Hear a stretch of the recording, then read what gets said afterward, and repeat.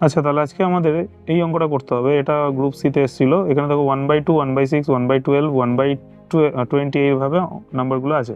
তো 1/2কে আমরা লিখতে পারি 1/2 মানে 1 ইন্টু 2, 1/6কে লিখতে পারি 2 ইন্টু 3, 1/12কে একই রকমভাবে লিখতে পারি 3 ইন্টু 4। তাহলে দেখো এগুলো কনসিকিউটিভ নাম্বার, মানে পর নাম্বার আছে, আর লাস্ট নাম্বারটা যেখানে শেষ হচ্ছে পরের নাম্বারটা সেখান দিয়ে শুরু হচ্ছে, মানে একটা ছোট নাম্বার একটা বড় নাম্বার, এদের দুজনের গুণফল হয়ে অঙ্কটা তৈরি হচ্ছে।